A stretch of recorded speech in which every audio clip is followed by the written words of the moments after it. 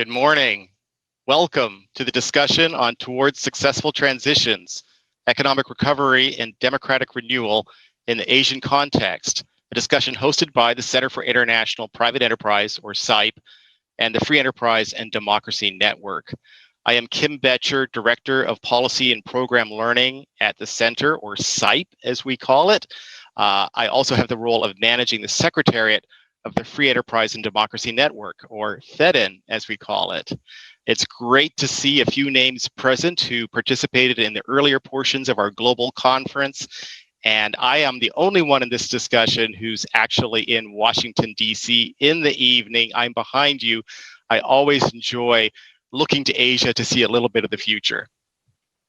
Over the past couple of days during the Free Enterprise and Democracy Network conference, we've been tackling pressing challenges of economic disparities, stalled economies, democratic backsliding, and weak opportunities and representation.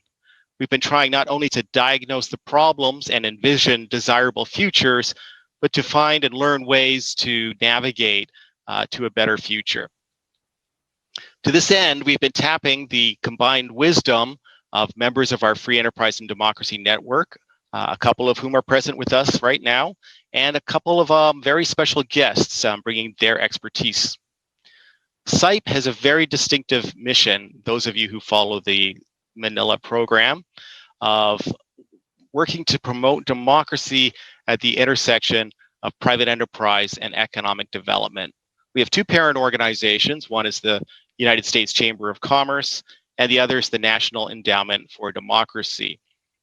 One of the keys to our work in Asia and elsewhere around the world is building strong relationships with independent voices of reform in the private sector and civil society. And over time, building on these relationships, we've pulled together this Free Enterprise and Democracy Network, FEDN, to clarify challenges to democracy, to promote learning across countries, and showcase private sector solutions, effective public-private and effective public policy. Our approach is based on four principles. One, that economic freedom is an essential source of political freedom, as well as a component of individual liberty. Two, that market institutions and the rule of law build foundations for democratic governance. Three, that democracy brings long-run benefits to sustainable growth and human development. And four, that the private sector must have a role in the development of a democratic society. We believe these principles to be universal, but we are very much interested to understand the Asian context, such as through this conversation today. In particular, we need to figure out how to navigate uncertainty and to deal with newer challenges, such as digital transformation and transnational authoritarian influence. To briefly frame the conversation we'll be having with our experts, there are two aspects to this. One is about economic recovery. Since the pandemic, all governments and markets have been tested. Informal sector, women-owned firms, some parts have been severely hit, even wiped out. And we've seen different responses from country to country. In some places, governments have been heavy-handed and oblivious to the effects on the economy. Sometimes they've turned to the private sector for help. Sometimes businesses adapted. Sometimes businesses really struggle to meet its own needs and its community needs. So we're looking at questions like, how can governments and the private sector navigate policy choices and actions for recovery? Can economic rebuilding make markets work for everyone? And can rebuilding happen with democratic processes or without? The other aspect of our conversation is about democratic transition, somewhat optimistically labeled. It could also be seen as democratic backsliding or the defense of democracy. Within and across countries, we've seen that the contest between democracy and authoritarianism happens in multiple dimensions and arenas. These include economics, technology, institutions, and ideas. We see at a high level mutually reinforcing tendencies of open markets and democracy, but we need a clearer understanding of changes in economic models, business behaviors, and what effect they may have to tilt the balance towards democracy or authoritarianism, or towards rule of law or corruption. These are some framing questions for the conversation. Each of the topics we'll hear from our panelists is very interesting in its own right, but my hope is that through this comparison, through this discussion among us, we'll get a better idea about some of the connections between governance and the economy and between business and policy. With that, I will turn to my colleague, Kathy Tai from CIPE, who will be moderating the panel. And thank you so much for your interest and participation.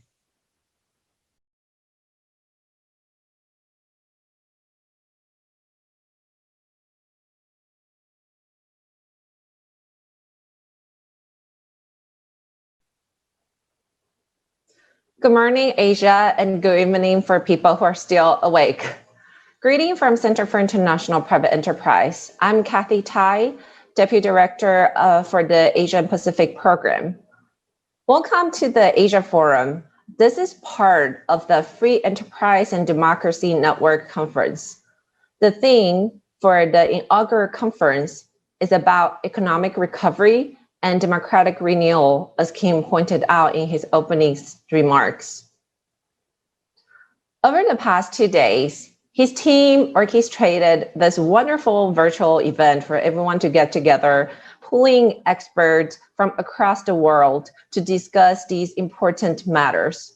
If you have not checked out the sessions, please find time to watch them after today's forum, as they will be available on demand. And today, I'm very delighted to moderate the discussion with a panel of distinguished guests. Our topic is very key to what is happening in Asia right now and has two focuses. As King also mentioned earlier, one on economic recovery and the other is on democratic renewal. In Asia, we're still facing a host of challenges posed by COVID. We're not out of the woods yet. Vaccination drives are still in their early stages. Most of the country's vaccination rates are still in single digits. This means that many Asian countries might continue the social distancing rules and movement restrictions for a while longer. These measures could disrupt further manufacturing and suppress consumer spending. While some parts of the world just started to see global trade recovery pick up, we will need to boost pandemic recovery speed in Asia to continue the pace for recovery. It is just a simple illustration of how profound influence of Asia. What happens in the Asia and Pacific region now has tremendous implication for the rest of the world. Not just because the sheer size of the population, but because the trade linkages and high level of economic interdependence. Asia's progress towards the post-pandemic recovery is such an important topic. Yet, we've also seen opportunities. The public health crisis has spurred digital innovation and accelerated the adoption of emerging technologies in the region. Societies become more connected. The new digitalization is providing different set of possibilities for reimagination of our future workforce on forms of democratic deliberations and on innovative ways to conduct businesses. Digital transformation, although it's forced, it proves that there are many different modalities to offer good citizens and consumer-centric services. Today, we have 4 presenters to discuss opportunities and challenges during the pandemic for the private and public sectors, and we will explore ways to proactively navigate path to open market economies and democratic governance post-pandemic.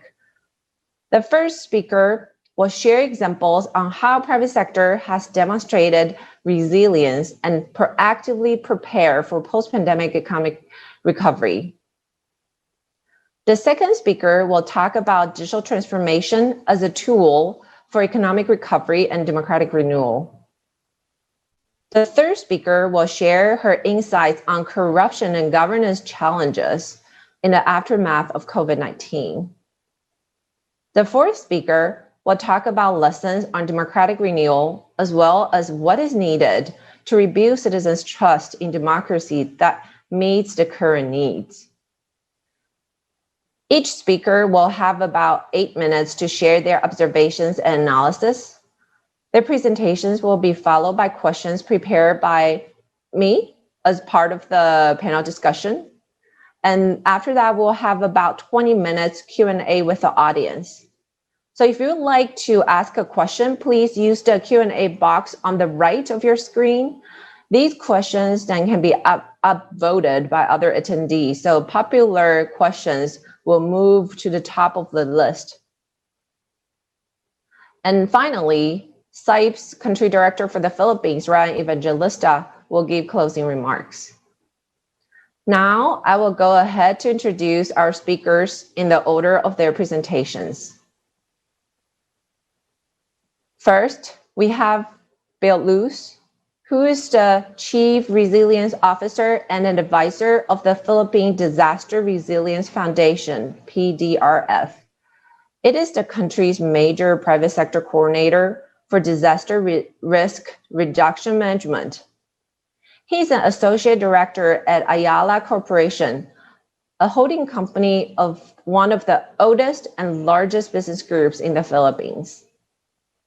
He previously served as the private sector co-chairman of the National Competitiveness Council, a public-private body that develops strategy for the long-term competitiveness of the Philippines through policy reforms, project implementation, institution building, and performance monitoring.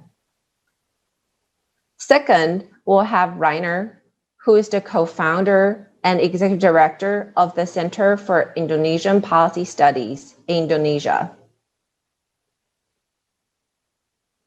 A strictly nonpartisan and non-for-profit organization, CIPE suggests policies that are based on the belief that only civil, political, and economic freedoms allow Indonesia to prosper.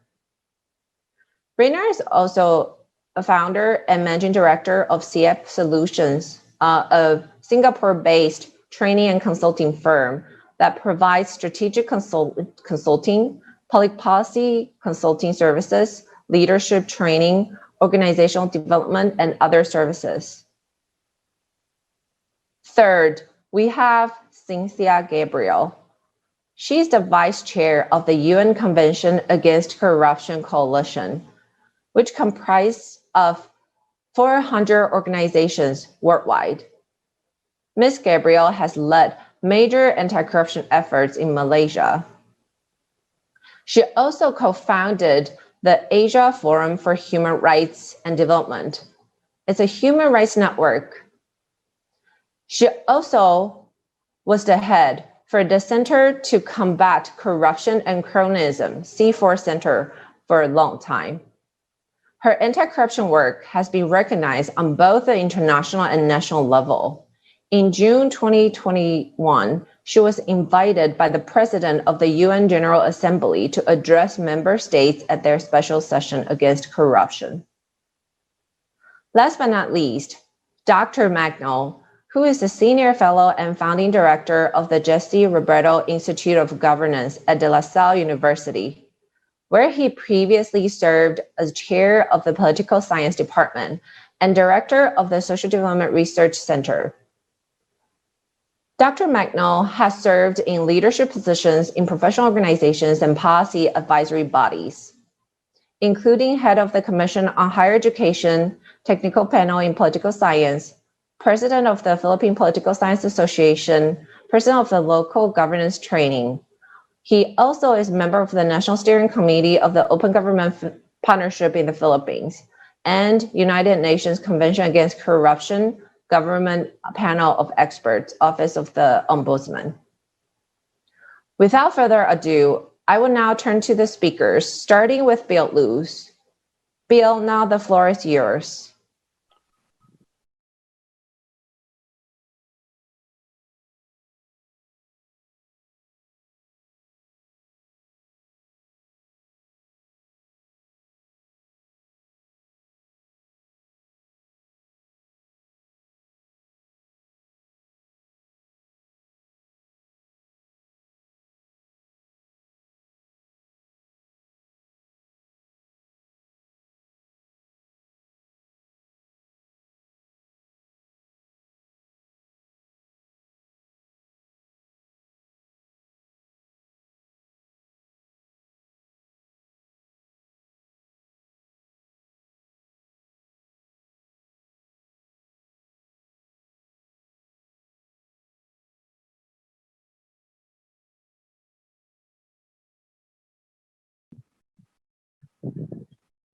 Thank you and good morning from Manila.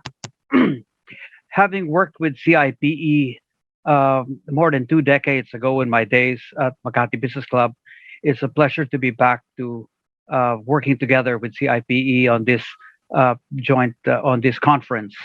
Uh, I work for Philippine Disaster Resilience Foundation among my other duties right now, and I wanted to focus on a public-private partnership that we've had going since last year.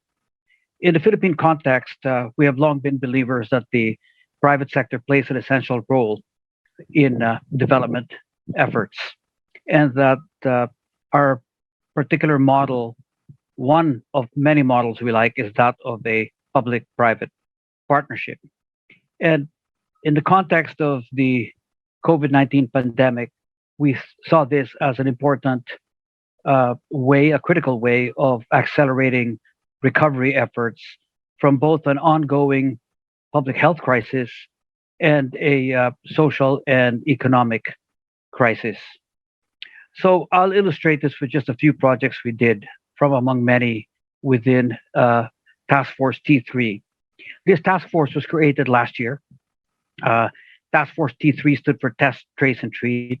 And here we developed a very large private sector consortium of companies working with government agencies, the Interagency Task Force on COVID Response, the National Task Force, the Department of Health, Department of Communications, Department of Local Governments, many departments of government working on the COVID-19 response. And this is just a partial listing of some of our corporate partners. We started last year and we engaged in only originally two projects, the ones in the top left corners, lab licensing and PPEs. But because we kept uncovering problems and new problems were given to us, we kept expanding our work across all these other projects. And finally, we ended up, aside from taking on these projects, we ended up also working on the vaccine roadmap with the government, which is currently where we are spending most of our work. But if I go back to the lab licensing, we expanded rapidly the Philippine testing capacity for PCR tests by engaging the private sector to donate equipment, by speeding up the government licensing process for certifying labs, and by getting private sector investments to create private sector labs, whether these labs are created in private hospitals or in new standalone lab facilities. And these are just some of the examples of the corporate donors who came on board to donate equipment or to invest in laboratories. The net result is that when we started in April, there were 17 labs in the country with less than 5,000 tests per day capacity. We were able to ramp this up to over 100 labs by August 2020, and we have well over 100 labs operating in the country.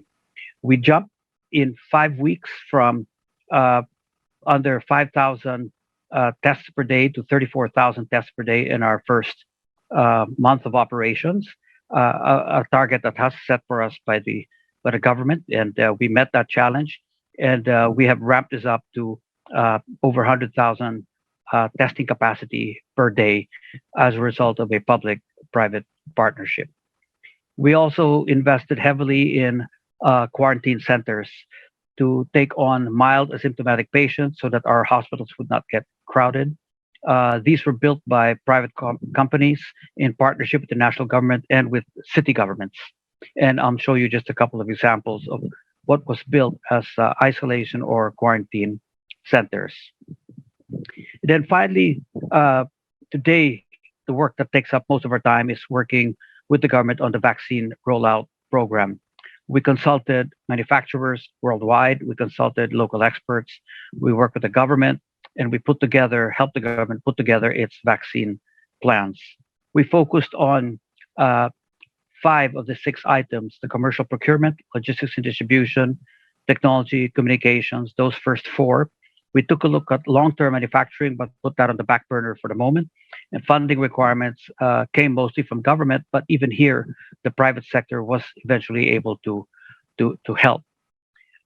We teamed up, creating a small private sector core group that included Boston Consulting Group, Ayala Health, PDRF, ourselves, Unilab, Israeli Pharma. We relied on the entire task force T3 network of well over 100 corporations with us, and we work and we meet regularly, weekly and now daily, with the government's vaccine cluster. We focus our work on these three areas. We advise the government on allocation and administration and site mobilization. We work with the government and advise them on distribution and supplies, the whole supply chain management system. We have consultants and pro bono executives services contributed to help our Department of Health and the National Task Force take this on. And finally, we have a team that takes up the communications, the public uptake, the demand generation, all the advertising and communications campaign, because like in many parts of the world, we're addressing vaccine hesitancy. So we rely on industry, ad agencies, marketing groups, social science research groups to help us plan our communications program. That, in a nutshell, illustrates how, just on these three projects, how we gather together and galvanize private sector resources, private sector organizations, private sector executives, working with the government, working with multilateral institutions to be able to accelerate an exit, to get us into an economic recovery phase so that we can all get out of the pandemic phase and get the economy up and running again so that we can begin to address other basic needs of people. Thank you very much.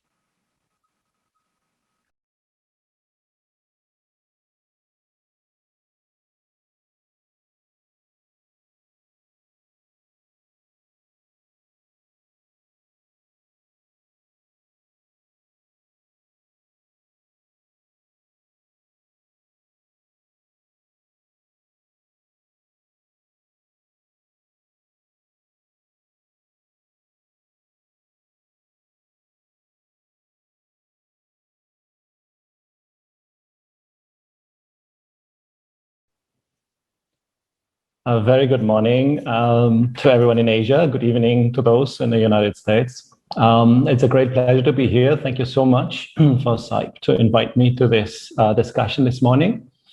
My name is Rainer Heufers. I'm with the Center for Indonesian Policy Studies. And yeah, we're talking about digital transformations during the COVID-19 pandemic. Let me just share with you a little story of a company that had a great idea, but actually wasn't able to pull it off before I go into my presentation. And that story is about Kita Bisa. Kita Bisa is an Indonesian crowdfunding platform. And so they are quite popular for any disasters that are happening. People would come up with causes and people would donate to help people in distress. So they have a very broad network in Indonesia of people who have donated, people who would address them for help, etc. And they had the idea that during COVID-19, they wanted to start some sort of insurance scheme. So they would launch a product on their platform that would allow people to pay roughly about $1, and that would get them insured for a certain amount should they test positive for COVID. That was a great idea. They really tried to get the approval to run this product, but the Financial Service Authority finally shut it down, saying you don't have an insurance license. So with this, you can't operate that, and the product never went live, which is a pity because a lot of people really need financial support in order to pay medical bills, should it happen. So you see, the regulators, they're not having the bad intentions. It's just that the regulations at that moment weren't allowing giving a license to a group like that. And that's what I want to address in my presentation today. So quickly, our think tank in Indonesia is an independent one. We are not associated with any university or any other agency. So we are a standalone think tank with a good reputation in the country. And today I want to talk to you about the informal sector, in particular, the micro and small sized enterprises and how they are coping with the COVID situation. Briefly, you'll find that in any other country, you will see that these micro, small, medium-sized enterprises are hit particularly hard. A lot of them suffered especially during the beginning of the pandemic, and many of them had to go digital. I think that's a picture that we have all over the world. Now, another story of just one digital solution that came up in 2019, and as they say, luck favors the prepared. This app, along with many others, have tremendously gained traction during these days. So they started as a digital bookkeeping tool for those informal kiosks, selling food or selling goods, the informal sector, just a very small roadside stall. They need some sort of bookkeeping. They need to understand, revenues, expenses, etc. So that's how it started, very simple. And that was an app for that, and in a very simple way, they were able to do their accounts. Then they also had this tracking, so that they were able, that was the next level, where they were able to actually see, so which one has taken a credit, has not paid yet, who should still pay their bill, etc. So there was also a tracking system, and that was interestingly based on WhatsApp. So a WhatsApp message would be automated that goes to the person who hasn't yet paid for what's outstanding. So that was already integrated with WhatsApp at that level. Next thing, they developed into e-commerce, helping those that do their bookkeeping with this app to actually open an online store. They helped them with their marketing and so on. So there was lots of support for those who wanted to use this as an e-commerce site. They gathered the data. So in the end, through all the data that they got, they were able to actually do the test of creditworthiness. They were able to disperse loans, do insurance products. So they were able to actually, they are doing this, it just started. And now they're even developing a digital payment platform, competing with several others in the country. So this is an enormous growth, it's an enormous development, and that happened since 2019. They only started 2 years ago to grow this. And this is just one. Bukukas is just one. There are others as well. And there's competition on every level. So it's an intensely competitive environment where an app like this is growing to considerable size by now. And this shows just the complexity of this, because if you are the regulator, look at it from the government side now, you are either having regulations for e-commerce, or you're having regulations for insurance, or you have the central bank has one for digital payment platforms. But suddenly this is all in one business, in one company. And that makes it extremely hard for the government to actually come up with adequate regulations for this. And then you come even to the big players. I mean, Bukukas is a small one. Gojek obviously is a huge one with 900,000 merchant partners. 5,000 employees, but also more than 2 million registered driver partners. So, the digital sector is enormously growing and has thrived, of course, in the last 2 years. And look at all the services that Gojek is offering. This obviously dwarfs the one that have been developed by Bukukas, but you see how everybody's going into this direction of offering multiple services. How can the regulators keep up? Well, here in CIPE and in the Center for Indonesian Policy Studies, we're not so much. Well, we are looking at specific regulations, but the question is more like, how do you make these regulations? How? Because in this environment, how can you address this in a proper way? So we are advocating for a co-regulatory approach where the private sector and the public sector discuss the regulations together, come up with the design of the regulations together, improve those regulations if and when necessary through regulatory sandboxes, etc. But then even cooperate in the enforcement, because a government apparatus is basically not capable, especially not in a country like Indonesia that is so big and widespread. So the private sector comes in even on the enforcement level. So that's an approach that we are promoting in our work. But we wanted to link in this particular discussion, in this FEDN conference, we want to also look at the bigger picture, right? How is this linked to democratic developments? And I really like the opening remarks of Karl Gershman when he looked at the book that he liked, Michael Novak, The Spirit of Democratic Capitalism. And I want to add a book that I really like, that's Douglas North et al. On violence and social orders. And so basically the gist of all of this is there's no separation between democracy and market economy. It's basically the same. Both is about access to opportunities. One is on the democratic space, the other one is in the economic sphere. But you can't have democracy without an open economy, because without access to economic resources. So it's the same struggle to overcome the dominance of old elites, of old cartel. Douglas North calls it a natural state where there's a coalition of the elites.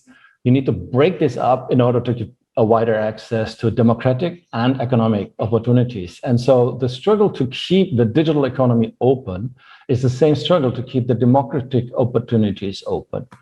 And this is nowadays is a struggle to keep the freedom of expression in the digital economy open. And you see here a couple of numbers. Indonesia is an extremely engaged country when it comes to social media. Everybody is somehow discussing something online, and the numbers are increasing, the population is increasing. So every day there are new solutions, and the government sometimes feels threatened by this. So this could be because of ethnic strife, ethnic riots, deadly riots that we have. It can happen. Luckily, it's not happened that often in Indonesia, but it can. And sometimes it's about, so what is allowed in content? Is it obscene? What is obscene? What is pornography? What is causing public unrest? So the discussion goes back and forth between the public and the private sector. And how do we define obscene content? How do we define public disorder and all these kind of things? And this is a very difficult discussion to have, because it infringes on free speech if the government would decide, no, what you said is offensive, you cannot leave it there, we have to censor it, we have to take it out. And then what? How's the private sector supposed to respond? Just take it and take it down, or can they actually complain? Can they appeal? So all of this is not quite clear yet. So again, the answer does not necessarily lie just in one better regulation. The answer lies in the way regulation is being made. And here we are arguing for due process. You need to have a due process so that the government cannot just request access to data, which it is at the moment, from the private sector. It cannot just demand that you take content down. There must be a process for this. The companies must have a right to appeal if they feel this is not justified. This all needs to be written into the regulations. So this is what the Center for Indonesian Policy Studies is arguing for in several papers that we have been doing, and some of them in cooperation with CIPE. And again, we're very grateful for this cooperation. Thank you very much.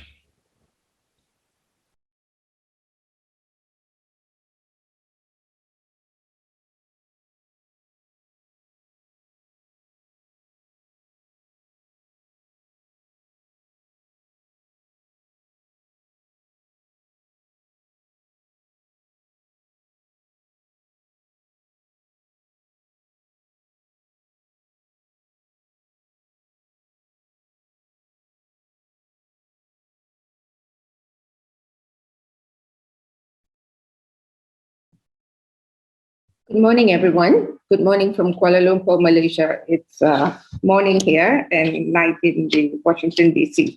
I wanted to start by thanking the FEDN and the CIPE for inviting us to make a couple of comments on the situation in Malaysia and also the sub-region of ASEAN. Let me start by speaking about the situation in Malaysia. I wanted to quote two important reports and assessments that were made just yesterday and last week. The first is by the World Bank. It's called Weathering the Surge. It was a pretty sobering, damning report on Malaysia's situation, which basically showed the resurgence of the COVID-19 pandemic in the month of May. And in June, we averaged about 7,000 cases at the last week of May and the entire month of June. And that actually outpaced those of regional peers in Thailand, Indonesia, Philippines, and even India, which was the global epicenter of the pandemic much earlier this year. So hospitals managing COVID are operating at maximum capacity. Dedicated intensive care units are operating above 90%, and the number of vulnerable households expected to remain elevated or increase. In fact, it was really quite disappointing that the World Bank had revised Malaysia's projected growth from 6% to 4.5% in the year 2021, lower than the much initial projections. And we are now currently not just in a health pandemic crisis and an economic crisis, but we're also one in a very worrying, concerning political crisis, something that Malaysia has never ever faced before. A lot of political uncertainty and turbulence with this current administration. Also because this current administration is now running the government without an elected mandate, and it has issued an emergency order from the 12th of January to last for 6 months. So it should end in about August. But by declaring an emergency, it has also suspended parliament and state assemblies from sitting. So I did want to address this conversation from 3 aspects: the health crisis, the economic crisis, as well as the political crisis, which inadvertently definitely affects the rule of law, the justice systems, legal access, and definitely enforcement around the COVID pandemic surge. So in continuing that, I actually wanted to speak about the next report, which is Bloomberg's COVID Resilience Index, which was also reported yesterday, where Malaysia tumbled from the 16th place to the 51st place. Really very, very worrying. And this was again based on the index of death rate, ICU capacity, caseload, and so on, which we're doing far worse than our neighboring countries. In fact, in the first round of the COVID surge back in March 2020, we were one of the exemplary countries that managed the pandemic really well, and the caseload was very low, etc. And then the surge occurred again when there was a state elections in Sabah, and we never looked back since. But this is where I also wanted to highlight a couple of concerns around data transparency around procurement. Procurement, for example, of first COVID testing kits that were initially made known to some of us, and to complaints that were also made known to the organization over 30 million ringgit, which is about maybe 9 or 8.5 million US dollars contract of COVID testing 19 kits that had gone awry. And there was a lot of speculations that it had gone to companies that had absolutely no expertise around medical healthcare. So this particular company involved was a property development company, and the case is now under MACC investigations. But when our organization highlighted it, we were actually issued a letter of demand by the health minister, because he was purportedly, allegedly involved in some way of including some of his former friends in the entire project for COVID testing kits. And the suspicions go on now with the procurement of vaccine, because there is a lot of secrecy around costs, procurement, delivery, and it's also layered with non-disclosure agreements around how vaccines are procured. The dissemination and the actual vaccine rollout has been rather slow as compared to other countries, and there's a lot of blame game going on about hoarding by Western countries, and so that's why Malaysia was not able to procure it fast enough, and so the caseload has gone higher, and so on and so forth. So this kind of back and forth information is actually something that hasn't augured very well for public confidence.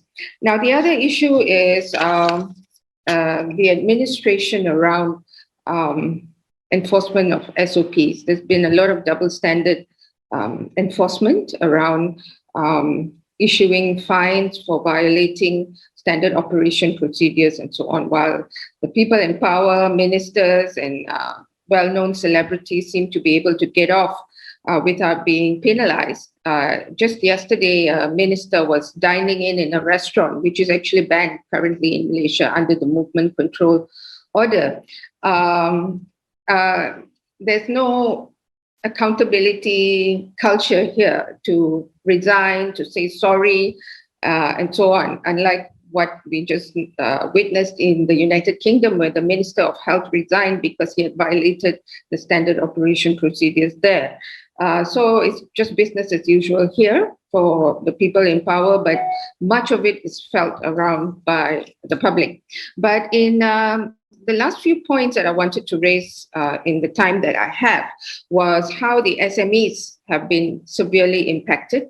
And the World Bank report had actually recommended very strongly that Malaysia is in a bit of a dire situation now, and it's more important for the funds to be channeled towards giving more cash to SMEs so that they do not face closure, because in the World Bank report, about 60% of SMEs could face potential closure in the event that the emergency is extended and the movement control order is also extended indefinitely until the caseload reduces. So that's one of the recommendations, and it was also hoped that the private sector would be the accelerator for post-pandemic recovery. And this is another big challenge because foreign direct investment seems to be a big issue also with Malaysia at the moment. And there have been quite a number of concerns around maintaining FDIs in the country. And one of the things that we wanted to highlight was the whole issue of institutions that would help boost confidence back towards Malaysia is that of independence of institutions, for example, that of the judiciary in actually carrying out its job transparently, with accountability and with utmost independence, with the Malaysian Anti-Corruption Commission, who suffers a high degree of lack of trust and a trust deficit by the Malaysian public, and clear and accessible programs and relief to small firms, to B40 groups, the bottom 40 groups, M40 groups, and many more that require cooperation from banks in Malaysia. So I also wanted to speak about several other issues in terms of recovery. One of it was notable commitments around the G7 countries on green deals and how to recover sustainably. And I believe that this is one of the big issues that we have to face globally together. For example, the whole issue of exporting plastic waste to developing countries like Malaysia, Indonesia, Thailand, and so on. And unfortunately, the US is the biggest exporter of plastic waste to Malaysia, after China had actually banned certain types of plastics, etc. So I think in this whole conversation about economic recovery and democratic renewal, there's a lot of conversations and sincerity that needs to go into how we want to recover, what kind of development do we want to encourage, what kind of fraud do we also want to address and speak up, to actually allow a better speak up culture around issues that threaten the environment, threaten sustainable development, and so on and so forth. So in terms of Southeast Asia, the other concern is illicit financial flows that has been plaguing the region for a very long time. And we're concerned that with the lack of data transparency, it's more difficult to trace now in the situation and context of the emergency and how it may impact on the economy of the different countries. I'd be very happy to hear from the other learned panelists on how we could tackle this together and how ASEAN as a sub-region needs to actually look at trade mispricing, illicit financial flows, and the looming threat of additional money laundering and the need for international cooperation around fighting corruption in this region. Thank you.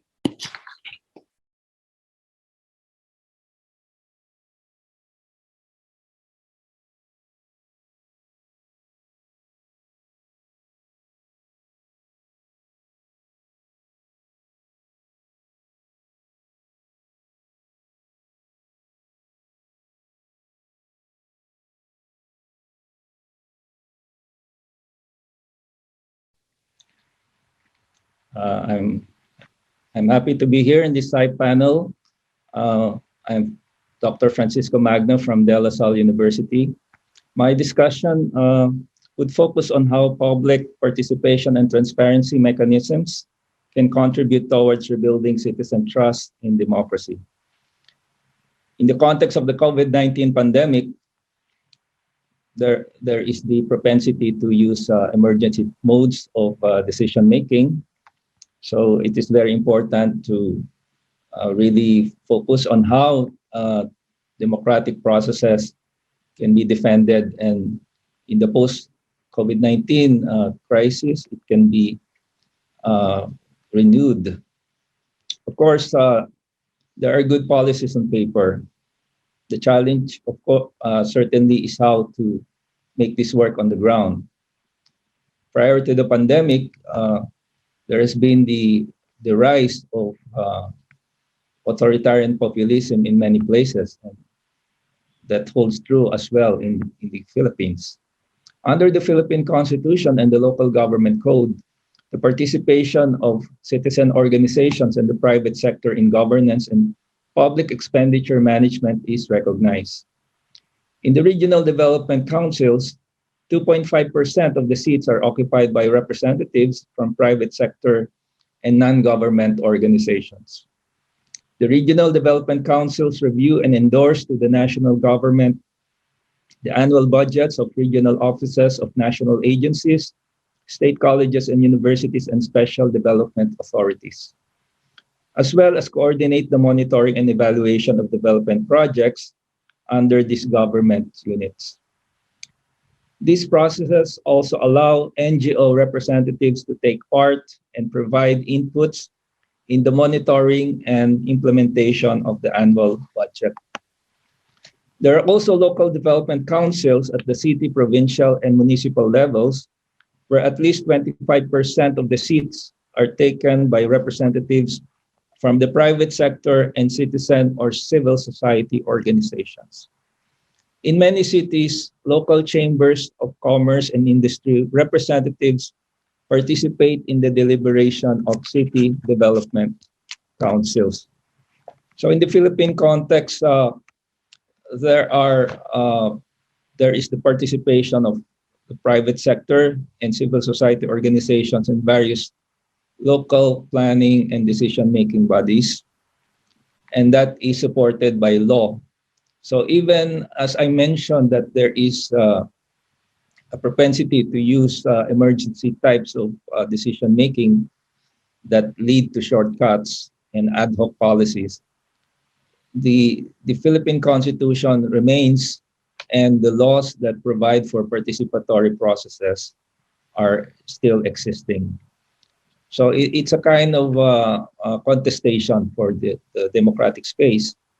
And we saw also during the pandemic that there are many local government units who step up in the game given some deficiencies in decision-making with respect to a national response.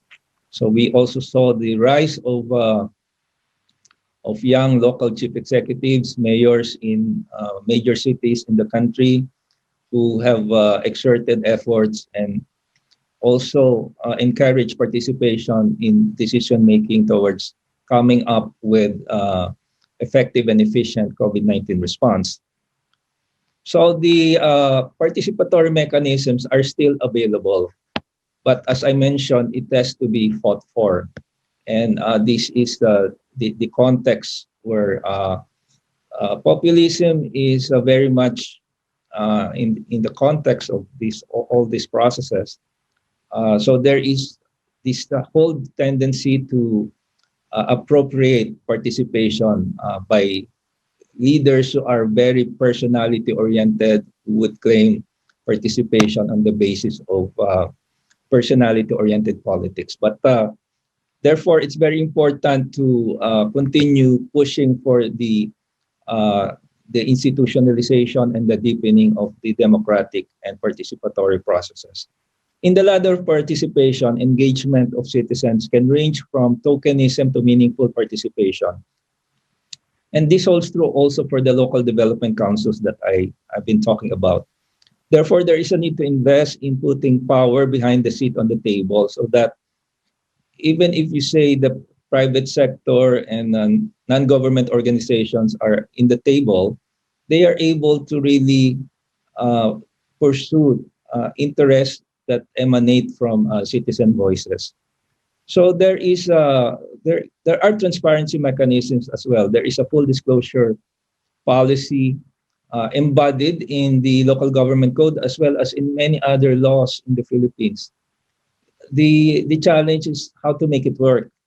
So under the full disclosure policy, local government units are required to make available in public portals, in the internet, in bulletin board, public boards, electronic sites, their public expenditure data. That includes statement of receipts and expenditures, debt payments, trust fund utilization, the utilization of the internal revenue allotment. Sometimes these tend to be very technical, and the issue might be that these are posted, these are made available, but the citizens are not using it. So in this case, there is a need for intermediaries, local knowledge partners to strengthen public participation, to enable citizens to make use of the data for accountability purposes. Let me cite an example from a project that I coordinated called Joint Monitoring of Public Service Delivery to the Poor. It's multi-stakeholder, based on knowledge partnership model involving local government units, national government agencies, civil society organizations, and universities. It involved the joint identification of projects to be monitored with capacity building for third-party or NGO monitors. For example, in a project providing medicines for the poor, it was discovered that the medicines were not distributed to the poor, but to higher income residents. The new mayor at the time decided to establish or create a joint monitoring and evaluation monitoring unit in the municipality. In a water and sanitation project, it was found out that there was no water supply in the public schools that were supposed to teach school children on health protocols. Because of this joint monitoring, where citizens and the private sector participated, funds were made available by the local government so that water supply would be provided to these schools. In a conditional cash transfer program for poor households, it was found out that indigenous communities were not included in the program. So as a result of this joint monitoring project, the list of beneficiaries of the conditional cash transfer program was revised. So participatory monitoring and evaluation can lead to a better targeting of beneficiaries and delivery of public services to the poor. In recent times, we saw the institutionalization of a participatory tool that was that was developed by non-government organizations in partnership with the key agency. It's the State's Commission on Audit. And what I told you about participatory monitoring has now been institutionalized by the Commission on Audit, and it's now called the Citizen Participatory Audit. So we are really talking here about an ecosystem of bringing together participation, transparency, and accountability in order to make public services work, especially for the citizens. So thank you very much.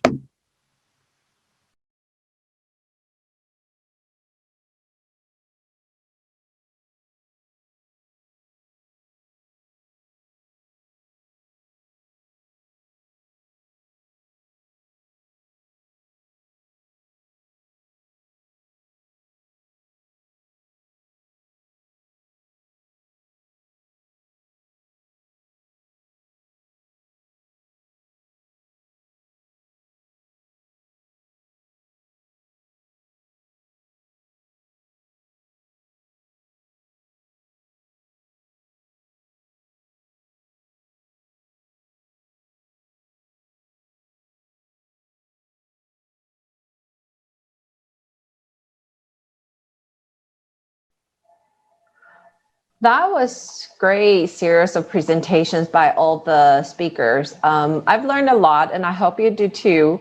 For audience, if you would like to raise some questions, please put your comments or questions in the chat box on your right.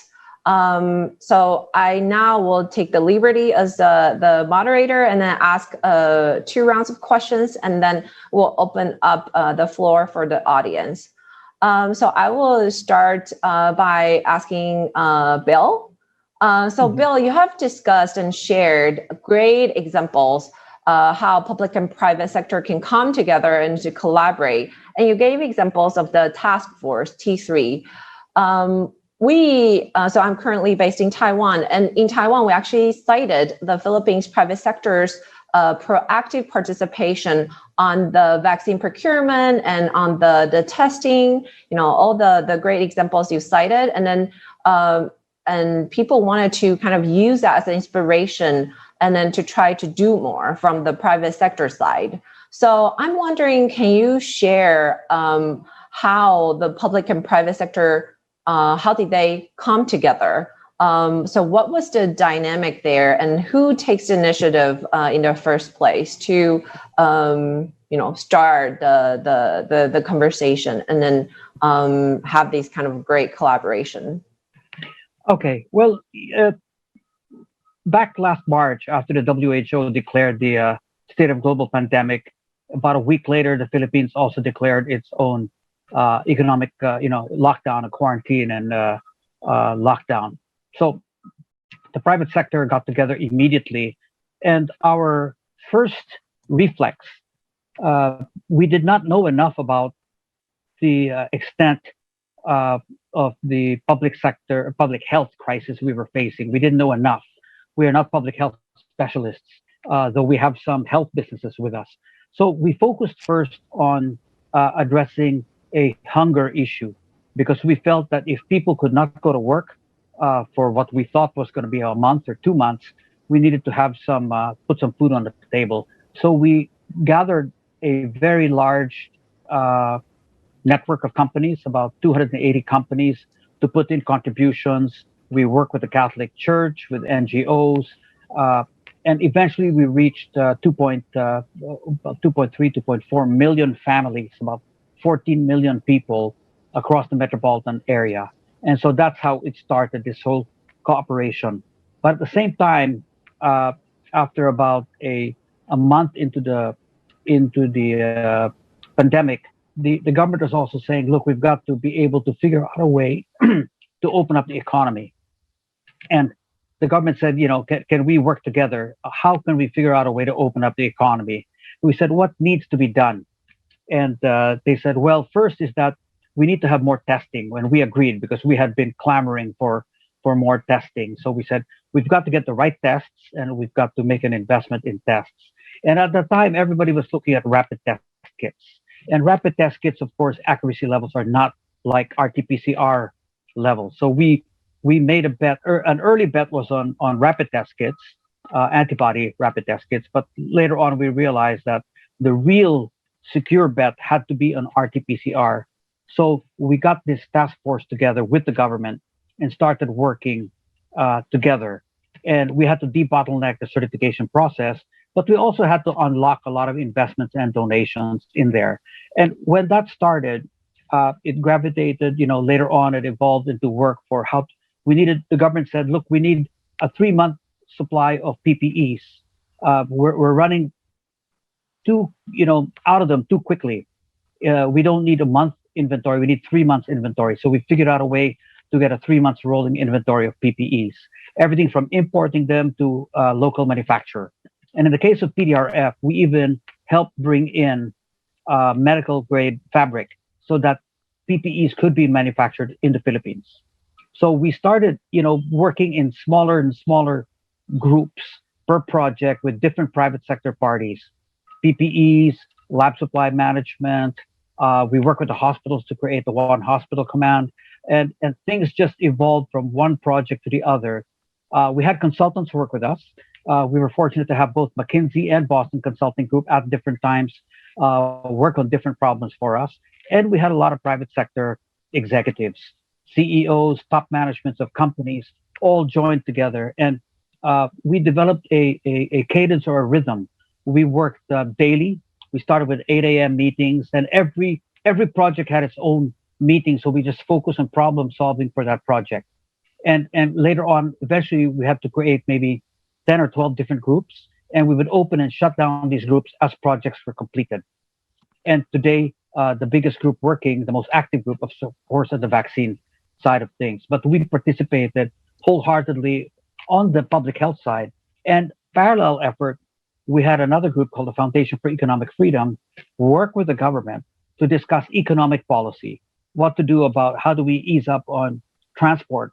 Workers can't go to work. You can open up work, but if they can't get transport, it's meaningless. So we have to work on how to open up the transport sector. What do we do about health sector? What do we do about education sector? What do we do about retail and restaurants and travel and tourism? So we had a whole parallel set of discussions with economic ministers and portfolio ministers to talk about those problems as well, to try to kind of shape policy in a collaborative effort. Thank you. I really think there are so many great lessons that we can learn from the Philippines and from the good work that your organization is doing. So next, I will go to Rainer. Rainer, you brought a lot of very interesting ideas, as always, to the discussion. So I especially appreciated how your presentation in the beginning focused on the impact for the informal sector. And I also loved the point about the difficult position that the regulator has when it comes to digital policy, because it covers so many different jurisdictions across different ministries. Like you said, Gojek or Uber, they're food service, but at the same time, it also has something to do with transportation safety. So then they're governed and regulated under many bosses that they have to answer. So it's a very difficult situation for the private sector, and it's also difficult for the public sector. So I would like to ask a question on, based on the researches and observations that you have, what kind of innovation in digital policy you think are needed to bring out the best in the private sector and democratic government?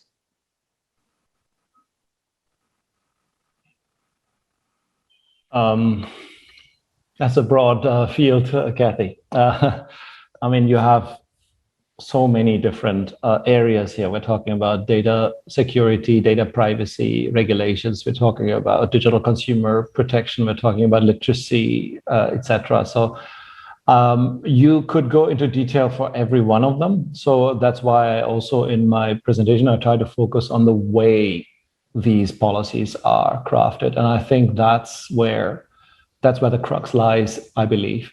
We need to see, for example, the regulatory sandbox. We have the data privacy law in Singapore, which used the regulatory sandbox in order to develop the most suitable regulation. And previously has been used in the fintech sector.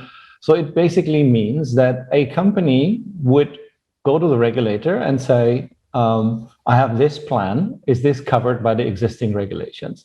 If the government says, yep, quite clearly, this is regulated, no questions asked, so then they can proceed. However, if the government says, well, this is a little difficult here, this is kind of like not really covered by our regulations, then they need to sit together. They need to figure out how to do that.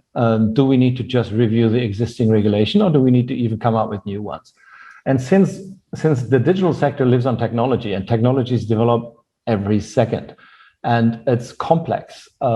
If you are a pharmaceutical company and you want to bring in voice-supported apps to actually do diagnostics with your patients, for patients, what is the level of data privacy when it comes to these kind of voice-based apps?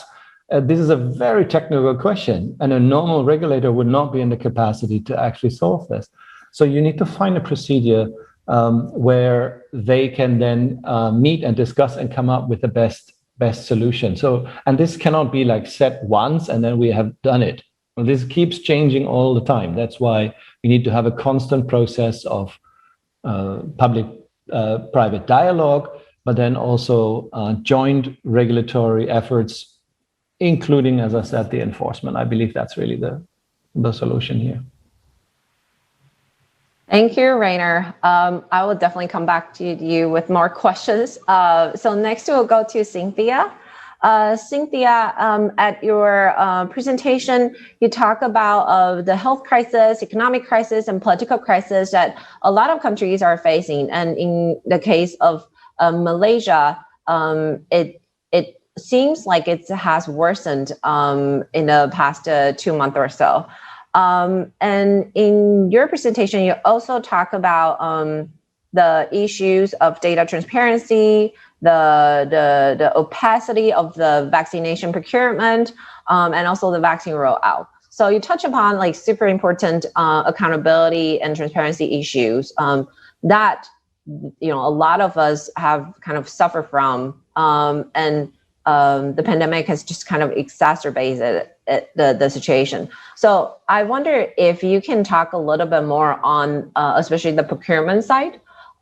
So how can we make sure that people or the general public has enough information to kind of exercise the oversight role? Because all like the argument that I heard why it needs to be led by the government is because there might be liability issues with all these vaccines, because now they're approved for emergency use. So there are like really serious policy considerations. So with all this, the argument that I heard is not that the lowest bid or the lowest price is the best. So that's not how it works with vaccines. So can you just kind of share a little bit on, what are the best practices you have seen so far? And what will be your kind of suggestions for the private sector and the general citizens' role to monitor the procurement process? Thank you, Kathy. These are very important questions, not just for Malaysia, but for every country in the world. But in our context, it's been especially difficult because of the emergency that was declared and the fact that Parliament has been suspended. So my first point is that the first institution of check and balance, and the institution that should promote accountability, is one where we acknowledge separation of powers and the rule of law as essential. And so Parliament needs to function. And in our constitution, in the Malaysian constitution, even though there is an emergency, when the emergency was declared, Parliament should have had a say in scrutinizing various issues around the administration of the government practices of the day. But this was not the case, because in the emergency ordinance, it very explicitly said that Parliament cannot function, state assemblies cannot function. And so that first layer of check and balance was removed. And so there was a complete block for citizens to even know. And then there were directives like, you can't choose your vaccines. You just have to get it and don't ask questions.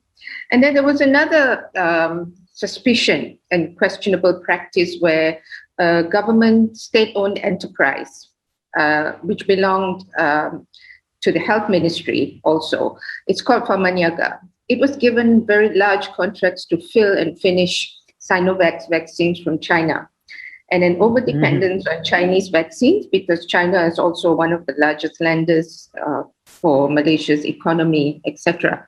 But the fill and finish project was something that came under a lot of scrutiny because there was no price difference between if you buy vaccines directly from China as opposed to fill and finish. What was the price difference? Why is Pharmaniaga, a state-owned enterprise, being given this huge multi-billion-dollar contract with zero transparency around the funds that were being generated, revenue that were being generated, and so on, for vaccines to be rolled out in Malaysia? And the reason was that because the Western countries were hoarding the vaccine, so we needed to get our own vaccine, so hence the fill and finish stuff. But this is the problem. There has been zero access to information on a lot of basic questions that were being asked.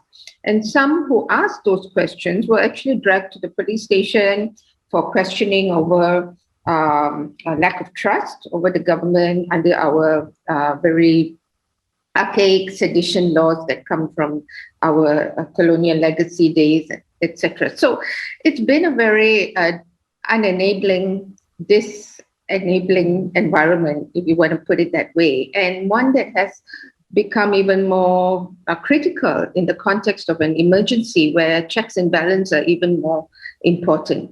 So we do not also have an access to information law. We have 2 state enactments, but they're not actually being utilized because state assemblies are also not allowed to function. I just wanted to mention one more thing, that in some of the investigative